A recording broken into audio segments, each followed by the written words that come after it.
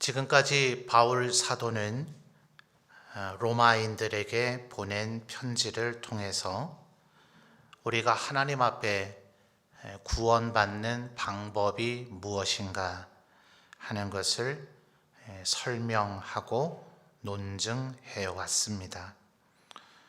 특별한 어떤 인종이나 종족의 그런 구별이 있는 것이 아니라 그랬습니다. 유대인이든 헬라인이든 또 헬라인이든 야만인이든 상관이 없이 율법을 가지고 있었던 유대인이라고 해서 더 유리한 것도 아니고 율법을 몰랐었던 이방인이나 헬라인 혹은 야만인이라 하더라도 특별히 불리한 것은 아니다. 율법의 몰랐고 율법이 없었더라도 양심이 우리에게 어떻게 살아야 하는지를 알려주는데 그 양심에 만족을 시키는 인간은 없었다. 율법을 알았다 하더라도 그 율법을 가지고 알고 있는 유대인들이 그 율법으로 말미암아 거룩하고 의롭게 경건하게 된 것이 아니라 오히려 아는데도 불구하고 죄를 짓는, 그래서 예레미야 선지자가 북이스라엘과 남유다를 대조하면서 얘기할 때에 북이스라엘은 차라리 남유다의 예루살렘에 성전이 있고 거기에 제사장이 있으니 르호보암과 여로보암 때에 분열이 됐을 때야 그 당대의 사람들은 분열 이전의 제사장들과 레위인들을 알고 있었을 수 있겠죠. 그러나 그 뒤에 수백 년이 흘러가면서 북이스라엘의 사람들은 아무리 유대인이었다 할지라도 제사장도 없고 성전도 없고 율법을 접촉할 방법이 없죠. 구약시대의 율법은 대제사장이 보관하는 법궤 안에 있는 것과 하나 필사해서 왕에게 준 것, 오직 두 개만 존재하는 개념인데 그 모두 다 남유다 왕국에 있으니 북이스라엘은 성전도 제사장도 하나님의 말씀도 없죠. 그래서 예레미야는 오히려 몰라서 하나님의 말씀이 뭐라고 되어 있는지 몰라서 죄를 지을 수밖에 없는 북이스라엘보다 성전도 있고 제사장도 있고 율법도 있어서 하나님이 뭘 싫어하시고 금하시는지를 알고 있을 것이 분명한 남유다가 죄를 지었으니 남유다가 더 나쁘다. 이렇게 하나님께서 예레미야 선지자를 통해서 책망하신 바도 있습니다. 그러니 유대인들에게 율법이 있었다. 그래서 그것이 구원을 얻음에 조금 더 유리한 조건이 되지 못하고 오히려 그들의 죄를 더 가중시키는 효과만 나았을 뿐이다. 그러니 율법이 있느냐 없느냐, 유대인이냐 아니냐 하는 것은 전혀 구원의 조건이 되지 못하고 오직 율법 외에 나타난 하나님의 한 의인 예수 그리스도를 믿는 믿음으로 말미암아서만 구원을 얻는다. 바울 사도가 그렇게 설명을 했습니다. 그렇다면 예수 그리스도를 믿는 그 의는 누구에게서 생기는가? 7장, 8장, 9장 어간에서 바울 사도가 설명을 했죠. 하나님으로부터 미리 아신 예지 그랬죠. 그리고 하나님께서 미리 정하신 예정된 자들을 하나님께서 택하셔서 선택이죠. 그렇게 해서 그들에게 믿음이 선물로 주어지고 그들이 양자가 되어지고 그들을 거룩하고 영화롭게 하나님께서 만들어 가셨다. 우리 인간이 하는 게 아니었죠. 처음의 선택에서부터 최종적 완성에 이르기까지 다 하나님께서 하시는 일이었다 하는 겁니다. 그러면서 바울 사도는 이스라엘의 역사를 통해서 실제로 하나님께서 그 어떤 이들 예지하시고 예정하셔서 선택하셨음을 이스라엘의 역사를 통해서 논증을 했죠. 데라의 여러 아들들이 있었지만 아브라함만이 부르심을 받아서 갈대아 우르에서 나홀의 집안은 하란에서 주저앉아 버렸죠. 그런데 아브라함만이 갈대아 우르에서 출발해서 하란에 거기에 정착하고 뿌리를 내리지 아니하고 마침내 가나안 땅까지 왔더라. 그래서 데라에게도 여러 아들이 있었으나 그 중에 오직 아브라함만 선택을 받았고, 아브라함에게도 이스마엘이나 그두라에게서 태어난 6명의 또 다른 아들들이 있었지만 그들은 선택받지 못하고 오직 이삭만 선택을 받았고, 또 이삭에게서 에서와 야곱이 태어나지만 오직 야곱만이 선택을 받았다 그랬습니다. 그런 것이, 그 선택이 아브라함 때, 이삭 때, 야곱 때에서만 일어나고 그 이후에는 중단된 것이 아니라 지금도 끊임없이 하나님의 선택은 진행되어지고 있다. 그래서 너희 유대인들이 하나님을 믿지 않으므로, 예수 그리스도를 영접하고 받아들이지 않으므로 하나님께서는 이방인인 너희를 선택하신 것이다. 이렇게 얘기를 했습니다. 자, 그렇다면 이스라엘인들은 전혀 선택받지 못한 것이냐?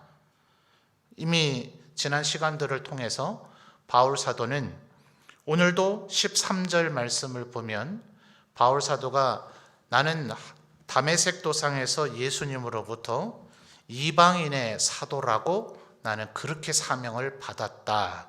그렇지만 14절에 내 고륙, 자기 동족을 지금 뼈와 살이라고 표현하고 있죠.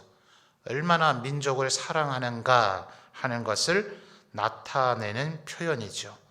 내 고륙을 향한 그 사랑, 그것이 이 바울 사도에게서 사라지지를 않는 거죠.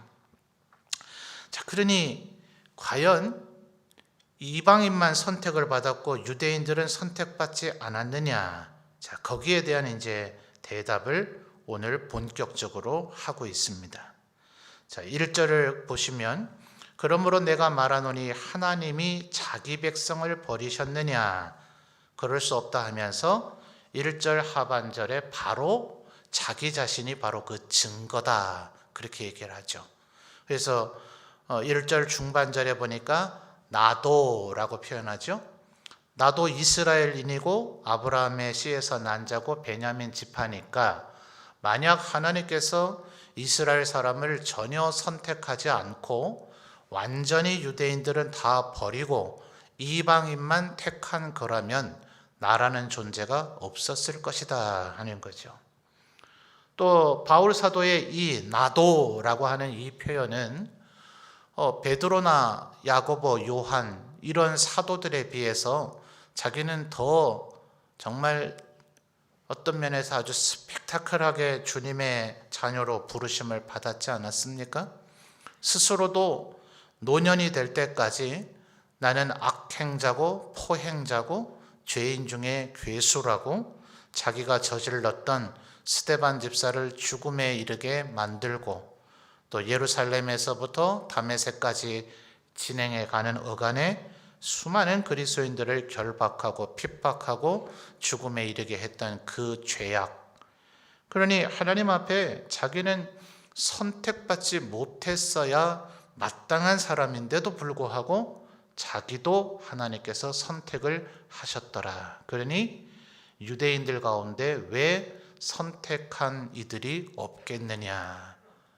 자, 지금 왜 이 얘기를 하느냐 하면 바울 사도가 로마서를 쓸 때쯤에는 이미 교회, 이 그리스도인들의 인종 분포가 유대인에게서 비유대인으로 퍼센테이지가 넘어가 버렸거든요. 그 이전까지는 예수님께서 부활 승천하실 때까지만 하더라도 12사도를 비롯한 절대 다수가 유대인이었죠. 사도행전의 7장에서 7명의 집사를 선택할 때만 하더라도 아마도 교포죠, 교포. 디아스포라 유대인이라고 부르는 유대 땅에 살고 있지는 않아서 이름을 헬라식의 이름을 사용하는 그래도 유대인이었죠. 그러나 그 7집사 가운데 유대교에 입교한 안디옥 사람 니골라입니까? 그렇게 표현하는 걸 보니까 아마도 7명 중에 1명은 헬라파 유대인인 정도가 아니라 아예 이방인이었을 것이다. 그러다가 사도행전 13장 안디옥 교회는 다분히 이방인 중심적 교회죠. 거기에서 5명의 지도자들이 거론이 되고 그 중에 바울과 바나바를 선택해서 일명 선교사로 파송하게 되는데 나머지 3명의 분포가 보니까 이방인일 가능성이 굉장히 많죠.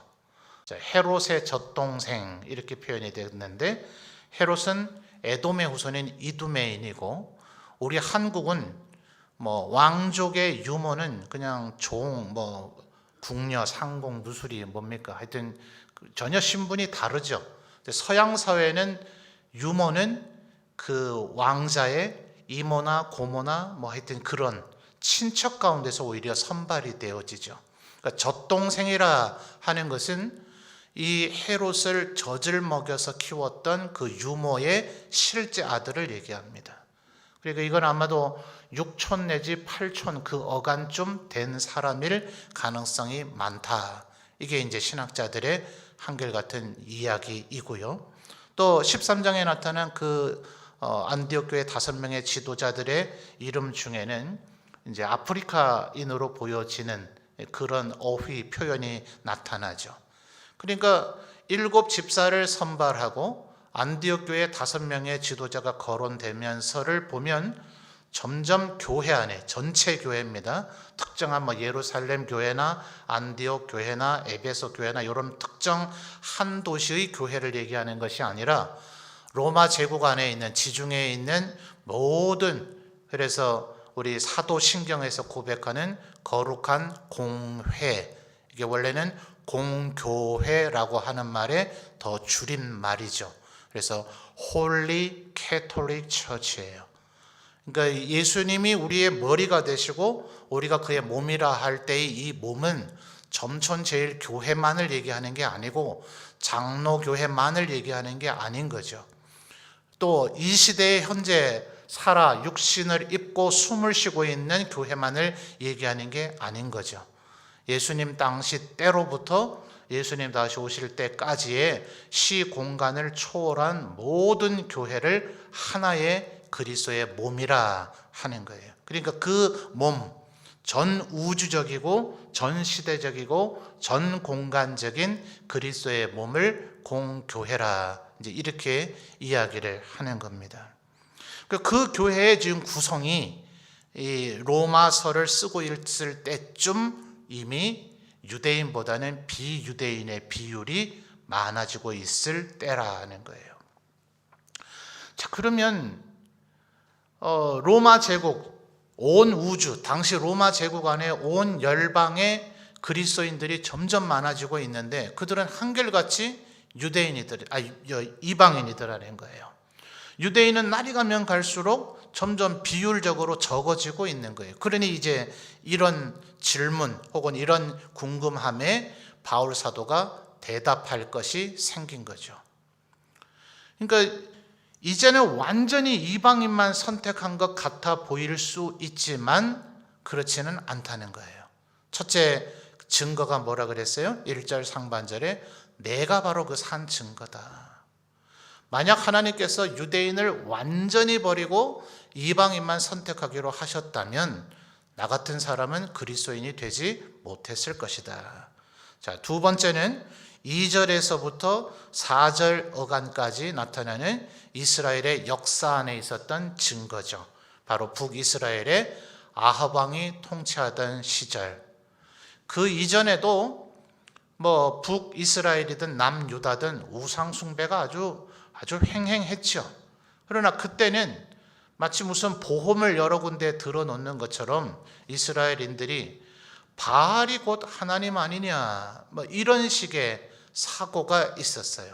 자, 여러분 영어에서 하나님을 나타내는 단어 God를 앞에 G를 대문자로 씁니다.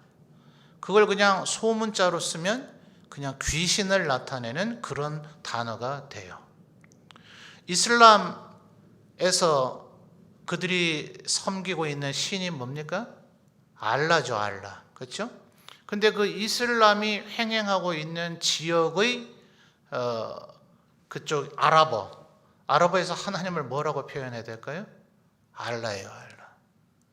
그래서 어떤 아마 인도네시아인가 어디 말레이시아인가 그쪽에 그 성경에 하나님을 알라라고 표현이 될 수밖에 없어요. 그 명사가 그래요, 단어가. 자, 그러니까 우리가 생각할 때는 구약의 이스라엘 사람들 생각하면 이 사람들 정신이 나갔나? 어떻게 모세를 통해서 홍해를 가르고 요단강을 가르고 하는 그런 거를 다 보여주셨는데 어떻게 하나님을 버리고 바알과 아세라를 섬길 수 있을까? 그 바알 그러죠. 그리고 하나님은 이스라엘 그러죠. 엘리야, 엘리사 혹은 또 엘로힘, 이것이 창세기 1장의 태초에 하나님이 할 때의 그 하나님의 이름이에요. 여호와라고 우리가 흔히 부르는 것이 이제 혹은 야훼 혹은 스스로 있는 자 이렇게 되어지는 하나님을 부르는 일종의 호칭이고, 하나님께서를 나타내는 표현은 엘로힘이에요. 그런데 그 엘과 바알 할 때 이 알이 사실 어원이 같아요. 그러니까 바알이라고 하는 그 말은 곧 하나님이라는 의미도 사실은 돼요. 그러니까 구약의 사람들이 전부 다 하나님도 믿고 바알도 믿고 바알이 하나님 아니야? 이런 식의 사고에 빠진 겁니다. 하나님은 그런 신들과 다르시죠. 그래서 여러분, 하나님을 아는 지식이라는 것이 그래서 얼마나 중요한지 몰라요. 교회 안에 속해 있는 사람들이 여러분에게 묻는다면 여러분 다 하나님을 믿는다고 할 겁니다. 근데 그 하나님이 어떤 분이냐 말이에요. 여러분이 그분을 하나님이라고 부르고 있기는 하지만 여러분이 지금 알고 믿고 또 기도 때마다 부르고 하는 그분이 바로 성경에 기록된, 성경에서 우리에게 계시해 주신 그 하나님이 맞느냐, 이거 한번 점검해 볼 필요가 있어요. 하나님, 당신이 믿고 있는 하나님은 어떤 분이냐 한번 시험 치듯이 써보게 할 필요가 있어요. 이건 단순히 지식적인 문제가 아닙니다. 똑바로 알고 있느냐의 문제가 아니라 우리는 하나님 아닌 존재를 하나님 믿고 있는 듯이 할 수도 있다는 것을 한번 좀 고민해 보셔야 돼요. 구약의 이스라엘 백성들이 그랬단 말이에요. 어느 시대나 하나님도 섬기고 바알도 섬기고 아세라도 섬기고 그 외에 여러 온갖 신들을 다 섬겼었어요. 그런데 유독 아합 왕 때는 어땠어요? 바알을 섬기지 않는 자는 죽인다. 4절에 그래서 그런 표현이 나타나죠. 바알에게 무릎 꿇는 겁니다. 협박에 굴복한 거예요. 열왕기를 보면 한 가지 표현이 더 나오죠.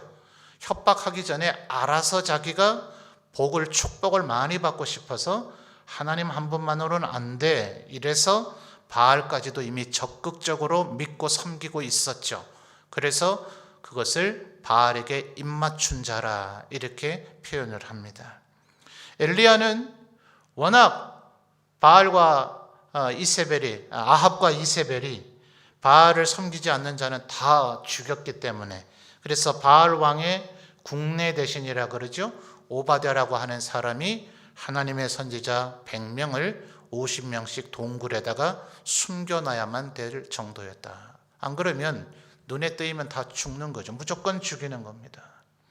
그랬으니 엘리야 생각에는 정말 누가 보더라도 남북 이스라엘의 전체 역사 가운데 아마 그때는 하나님의 백성이 거의 멸족되지 않았을까. 엘리야만 그렇게 생각한 것이 아니라 누가 보더라도 그렇게 보여지던 시절이었습니다.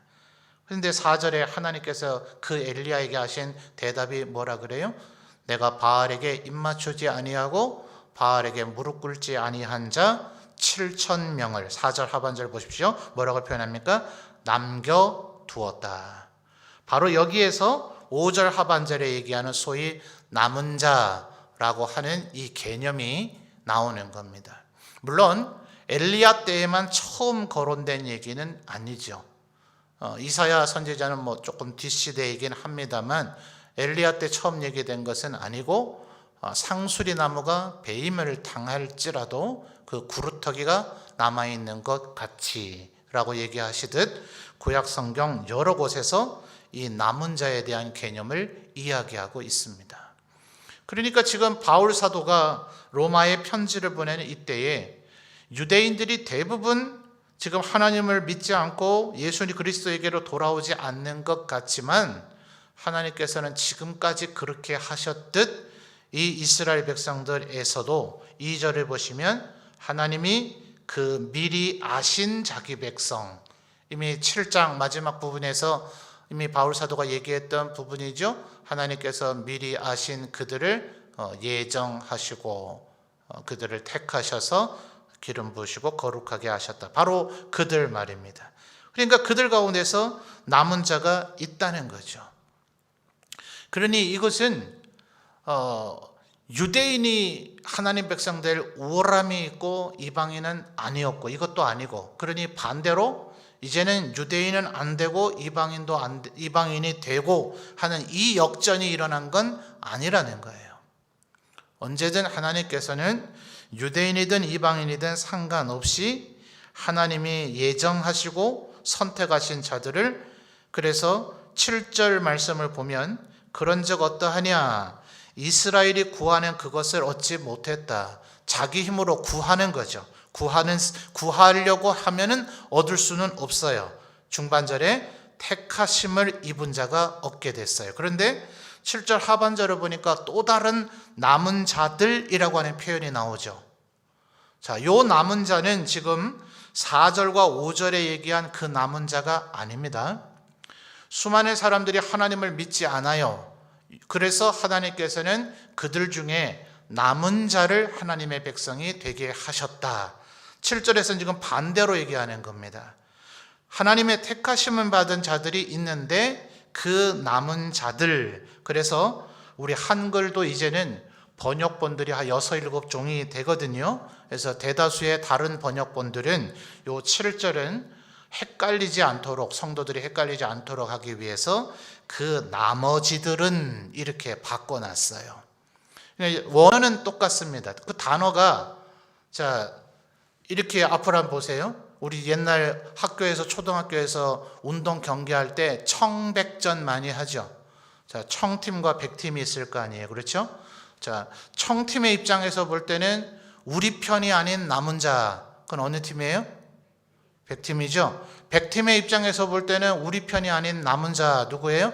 청팀이죠. 그죠? 그런 겁니다. 그러니까 여러분, 남은 자를 하나님께서 두셨구나. 와, 은혜롭다. 우리가 바로 남은 자구나. 이미 바울 사도가 그런 얘기를 했었죠. 자, 9장 24절로 거슬러 가서 볼까요? 자, 9장 24절. 여기서는 남은 자라고 표현하지는 않고 그릇이라고 표현하기는 했습니다만 9장 24절요. 같이 한번 읽어볼까요? 시작. 이 그릇은 우리니 곧 유대인 중에서뿐 아니라 이방인 중에서도 부르신 자니라. 아멘. 자, 이 그릇이 준 남은 자인 거죠. 유대인 중에도 남은 자가 있고 또 이방인 중에도 남은 자가 있는데, 요거는 선택받고 구원받고 믿음을 하나님으로부터 선물로 받은 남은 자인데, 반대로 선택받지 못하고 구원받지 못하고 멸망을 받을 남은 자들도 있는 거죠. 자, 분명히 5절에 선택받은 자도 한 명만은 아닐 거 아니에요. 그죠? 바울 사도만 있는 게 아니라 예수님이 먼저 세우셨던 12사도들이 있으니 이미 단수가 아닌 쌍수도 아닌 복수잖아요. 자, 이스라엘에만 있는 독특한 게 쌍수라고 여러 차례 설명드렸죠. 다른 우리나라나 영미 모든 언어는 단수 아니면 그냥 복수죠. 둘 이상은 복수인데 이스라엘은 하나는 단수, 둘은 쌍수, 셋부터가 복수가 된단 말이에요. 그런데 지금 분명히 남은 자가 한 명만은 아닐 것인데 5절은 단수로 표현되어 있어요. 남은 자, 이게 지금 부주의한 번역이 아닙니다. 정확한 번역이에요. 남은 자가 있느니라고 단수로 표현을 했고 7절에는 남은 자들 분명히 복수로 표현이 되어 있어요. 어디가 많아요? 이 두 개의 단순 어휘 비교로 보면 구원받을 선택받은 자들인 남은 자들보다는 구원받지 못하고 멸망에 이르게 될 남은 자들이 더 많은 것으로 표현되고 있죠. 자, 그러니까 이거 우리가 두려워해야 돼요. 그래서 20절에 뭐라고 얘기합니까? 옳도다 그들은 믿지 아니함으로 꺾이고 너는 믿음으로 섰느니라. 높은 마음을 품지 말고 그 다음 뭐라 얘기합니까? 도리어 두려워하라. 하나님께서 이렇게 선택을 하셔서 너희 이방인들을 선택한 것처럼 유대인을 완전히 버리는 것이 아니라 분명히 유대인들 가운데서도 다시 회복시키는 자들이 있을 것이다. 그래서 11절 하반절을 보면 그렇다면 지금은 왜 이렇게 유대인들이 적은가? 유대인들을 정신 차리게 하려는 거라는 거죠. 이방인들이 더 예수님을 잘 믿고 하나님의 백성이 되고 그들이 축복받는 그런 모습을 보므로 11절 하반절에 이스라엘로 뭐 나게 해요? 시기 나게 하려는 하나님의 큰 뜻이 있으시다. 또 14절 이는 혹 내 고륙을 아무쪼록 뭐해요? 시기하게 하여 그들 중에서 얼마를 구원하려 함이라. 자, 14절 하반절을 보니까 그들 중, 이 그들은 지금은 그리스도의 교회 안에 들어와 있지 않은 유대인들을 얘기하죠. 그들 전부입니까? 일부입니까? 그렇죠? 분명히 그들 중에서 얼마라고 얘기를 했죠. 그래서 제가 상주에 있는 BTJ, 그 인터컵이라고 하는 단체를 베이스로 하고 있는 그들이 왜 정통교회에서 이단시 되고 있는가? 그들은 26절 다음 시간에 우리가 살펴보겠습니다만 이 어휘에 목숨을 걸어요. 26절 같이 한번 읽어볼까요? 상반절만 시작. 그리하여 온 이스라엘이 구원을 받으리라. 자, 이거 뭐 좀 충돌되는 것 같아 보이지 않아요?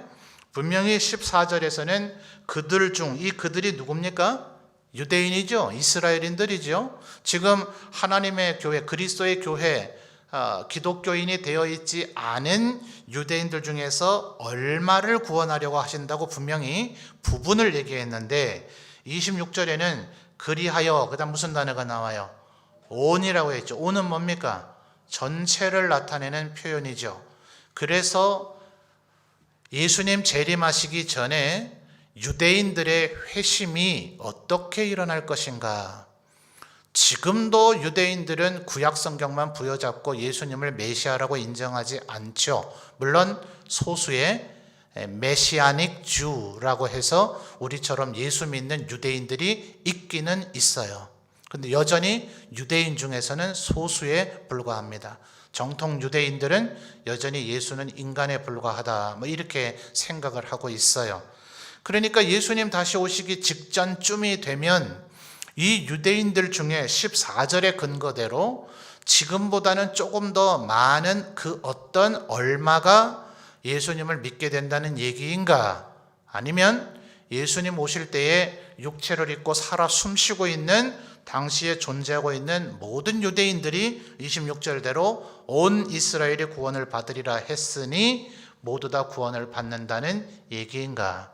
이게 지난 2000년 동안 해석의 문제로 교회 안에서 좀 논란이 되어져 왔습니다. 그래서 주류 해석은 이 26절에 이 온 이스라엘이라고 하는 이것은 성경을 해석할 때 원칙이 이래요. 성경이 성경을 해석한다.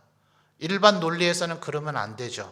외부에서 어떤 잣대를 들여대서 그것을 진단하고 해석을 해야 되지, 그 내부에 있는 것으로 그 내부를 진단하면 그거는 모순이고 오류라고 세상에서는 논리적으로 얘기를 합니다. 근데 성경 자체가 모순이나 충돌이 되지 않기 때문에 성경이 성경을 해석해야 되고, 불완전한 것을 완전한 것으로 해석을 해야 되고, 창세기보다는 계시록으로 가면서 점점 더 계시가 선명하고 명확해지기 때문에 계시의 점진성을 가지고 해석을 해야 된다. 지난 2000년 동안 교회가 수많은 시행착오를 겪으면서 성경을 이렇게 해석해야 이단에 빠지지 않고 그릇된 해석을 하지 않는다라는 규범을 마련을 했어요.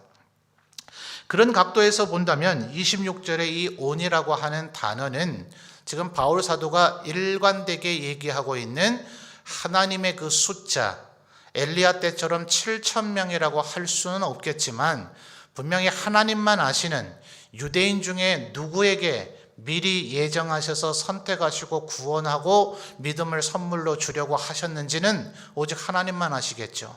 그 숫자가 몇 명인지도 오직 하나님만 아시겠죠. 계시록에서 상징적으로 나타나는 것처럼 단지파는 없는 14만 4천 명을 얘기하는 것인지, 그 계시록의 해석도 마찬가지예요. 이것은 상징적인 온 우주의 열방의 여러 민족을 이스라엘적으로 표현한 것이다 라고 생각하는 이가 있는가 하면 아니다. 그 뒤에 나타나는 누구라도 능히 헤아릴 수 없는 사람이라고 표현된 그것이 이방인인 그리스도인들을 얘기하는 것이지, 그 단지파를 제외한 12지파의 13만 4천 명은 말 그대로 이스라엘인들을 얘기하는 것이다. 이 또한 해석이 조금 갈등이 있어요. 그거는 결국 돼봐야 할 것입니다. 여기서의 일단 문제, 이 온 이스라엘이라 하는 것은 바로 얼마인지는 모르지만 바울 사도가 지금 일관되게 얘기하고 있는 남은 자라고 하는 그 숫자가, 바울 사도가 지금 로마서를 쓸 때에 그 남은 자 전체가 다 예수님을 믿고 있어요, 안 믿고 있어요? 제 질문 이해하셨어요? 남은 자가 지금 유대인들 가운데 하나님께서 이제는 이방인 택한다, 유대인은 다 성도 이제 버린다, 이게 아니라고 지금 바울 사도가 얘기하고 있죠. 이방인들을 이제는 선택하신 하나님의 섭리와 경륜이 드러났지만 유대인을 전부 다 버리는 건 아니고 이 가운데도 하나님이 선택하시는 남은 자가 있단 말이에요. 그 남은 자가 몇 명인지는 지금 베일에 가려져 있죠. 성경 어디에도 표현하고 있지 않아요. 하나님만 아셔요. 그런데 그 남은 자가 지금 100%다 교회 안에, 요때 로마서를 적고 있을 때 교회 안에 들어와 있냐고요? 아니죠. 그래서 26절에 온 이스라엘이 구원받으리라 하는 것은 하나님만 아시는 그 남은 자의 숫자를 얘기할 것이다.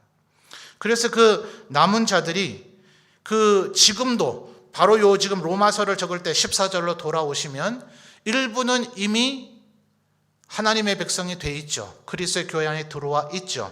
그러나 점차 그들 중에서 얼마를 구원하고 시기를 계속해서 발동하는 거죠. 지난 2000년 동안 여전히 기독교회의 주류는 유대인입니까? 이방인입니까? 이방인이죠. 제가 방금도 설명드렸듯이 메시아닉 주, 예수님을 메시아로 믿는 유대인들이 극히 일부 있기는 하지만 전 세계의 기독교인 중에는 극히 일부밖에 되질 않아요.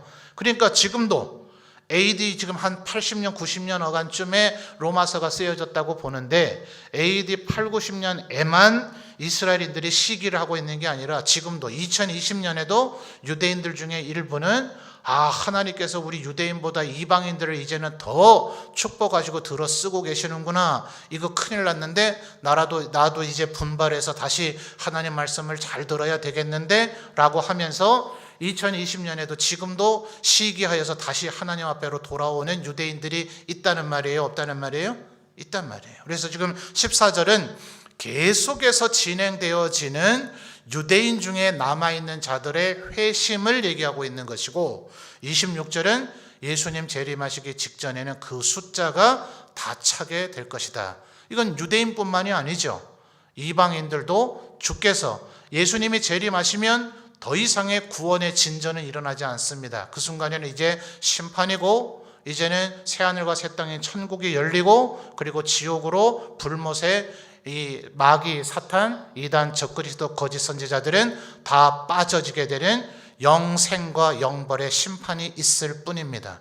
그러니까 예수님 다시 오시는 그 순간이 될 때까지는 유대인뿐만 아니라 이방인들의 모든 남은 자들, 구원 얻도록 되어져 있었던 모든 남은 자들이 다 예수 믿고 주님 앞에 돌아오게 되는 일이 일어나겠죠.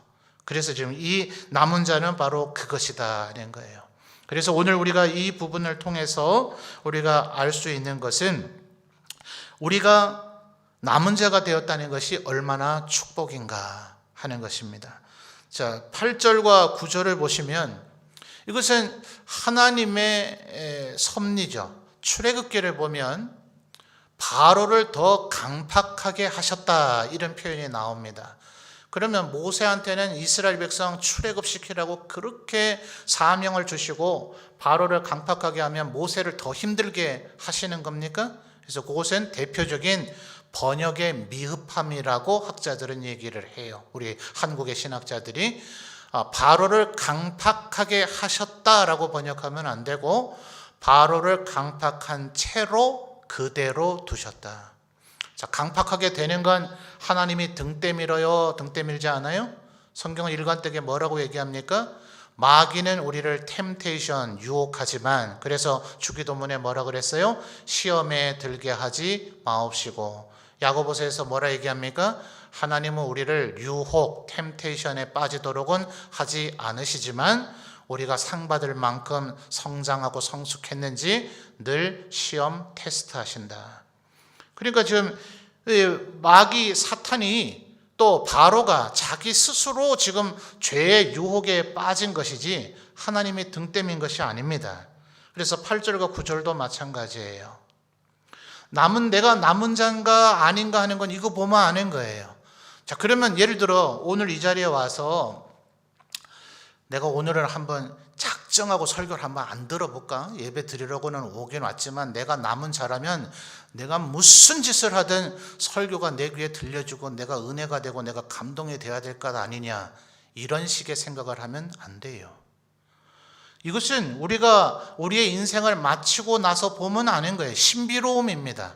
자, 다음 시간에 살펴보겠지만 25절에 보면 신비라고 하는 단어가 2번이나 반복되죠. 신비로움이에요. 이 사람이 지금 남은 자인지, 선택받은 남은 자인지, 멸망될 남은 자인지, 이 사람이 지금 구원받을 믿음이 있는 자인지 아닌지 우리는 그 사람이 죽을 때까지, 아니요, 사실은 장례 때 가서 그저 그냥 일반적인 범주에서 하나님께서 이 사람을 구원해 주신 줄 믿고 설교를 하지만 엄격하게는 목사가 장례 예배를 인도할 때 이 사람이 천국 갔는지 안 갔는지에 대한 표현을 하면 안 됩니다. 그건 하나님만 하시는 거예요. 우리가 외형적으로 아무리 잘 믿어 보인다 한들 그 사람이 천국 갔는지 안 갔는지 우리가 어떻게 알아요? 오직 하나님만 아시죠. 그러니까 우리는 몰라요. 신비로움입니다.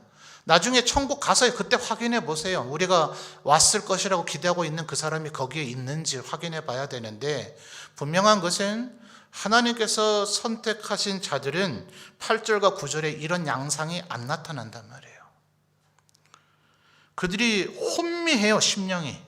그리고 8절에 나오죠. 혼미한 심령과 보지 못할 눈과 듣지 못할 귀가 있어서 9절도 보십시오. 그 밥상이 얼마나 4번이나 반복되죠. 올무가 있고 덫이 있고 거치는 것이 있고 보응이 되고, 10절에 눈은 흐려서 보지 못하고 그들의 등은 항상 굽게 되어 있다. 시편을 찾아보니까 등이 들들들 떨린다. 여기는 떨린다고 안 하고 왜 굽어 있다고 했느냐? 요 신약 성경의 구약 성경 인용은 히브리 구약 성경을 인용한 것이 아니라 1차 번역이 된 헬라어로 번역된 구약 성경, 일명 셉투아진트라고 불려지는 그거를 인용했기 때문에 이런 미세한 어휘의 차이가 있어요. 근데 입체적으로 우리가 이해할 수 있죠. 원래의 히브리어의 구약 성경과 1차 헬라어로 번역된 구약 성경을 보니까 우리의 등이 굽어 있다. 지금 헬라어로는 이렇게 표현을 했고 히브리에서는 등이 덜덜덜 떨린대요. 이 기둥을 역할을 하는 이 척추가 얼마나 부실하면 떨리겠어요. 그 척추가 부실하니까 굽어져 있겠죠. 현대적으로 얘기하면 아마 디스크나 뭐 협착증이나 이런 증세라고 볼 수 있지 않겠어요? 근데 또 오해하지 마십시오. 디스크나 협착증 걸린 사람은 선택받지 못한 자다 이런 얘기를 하는 게 아닙니다. 이렇게 하나님께서 스스로 하나님의 말씀을 사모하지 않는 자들은 끝내 하나님 말씀을 들으려고 안 하다가 그들의 선택받지 않은 자임이 드러나더라는 거예요. 그러니까 우리가 지금 오늘 이 저녁에 내가 예배드리러 나온 게 내가 무슨 대단한 일을 한 게 아니라, 그러니까 지금 17절에서부터 21절까지 바울의 얘기가 뭡니까? 로마인들에게 하는 얘기가 뭡니까? 야, 너희들이 이제 하나님 백성 됐다고 너무 목에 힘주지 마라, 자랑하지 마라. 유대인들은 왜 예수님을 안 믿는데? 우리는 예수님 믿는데, 이러면서 목에 힘주지 마라. 너희들이 지금 하나님의 백성이 된 것이 다 하나님의 뭐예요? 은혜다. 그래서 5절과 6절에 그런 얘기가 있죠. 은혜로 되는 것이다. 5절, 그런즉 이와 같이 지금도 뭐예요? 은혜로 택하심을 따라 남은 자가 있다. 6절에 만일 은혜로 된 것이면 행위로 말미암는 것이 아니지 않느냐? 그렇지 않다면, 만약 행위로 되는 것이라면 그건 은혜가 아니지 라고 지금 바울 사도가 얘기하고 있는 겁니다. 오늘 이 저녁에도 예배드리러 나온 우리 점천제일교회 모든 성도들이 하나님 앞에 믿음을 받기 위하여 선택된 남은 자들인 줄 믿습니다. 그러니까 감사하셔야 되죠. 하나님이 나를 선택하셨다. 나로 오늘 이 저녁에도 예배 드리러 나오고 싶은 마음을 주셨다. 오늘 이 저녁에도 설교를 청종하고자 하는 마음을 주셨다. 그래서 22절을 언제나 기억하십시오. 하나님의 속성이 이 한 절 속에 표현되고 있죠. 우리는 자꾸 예수님의 십자가 보혈만 생각하면서 하나님께 인자하라고 강요하고 있어요. 하나님은 인자하시기만 한 분이 아니십니다. 하나님은 인자하시지만 동시에 준엄하신 분입니다. 하나님의 말씀 지켜야 돼요. 하나님의 말씀 순종해야 돼요. 이 불신자들이나 어차피 선택받지 않은 자들, 언젠간 지옥불에 떨어질 자들이 불순종하는 건 너무나 당연하죠. 그렇지 않습니까? 불신자가 하나님 말씀 불순종하는 건 너무나 당연하죠. 맞습니까? 대답해 보세요. 맞아요, 안 맞아요? 불신자가 하나님 말씀 순종한다는 그런 기적이 어디 있어요? 그런 일은 일어나지 않습니다. 마찬가지로 하나님의 백성이 하나님 말씀 불순종하는 것은 얼마나 신기한 일입니까? 순종해야 정상이죠. 하나님이 준엄하시다는 걸 기억하셔야 됩니다. 인자하심과 준엄하심.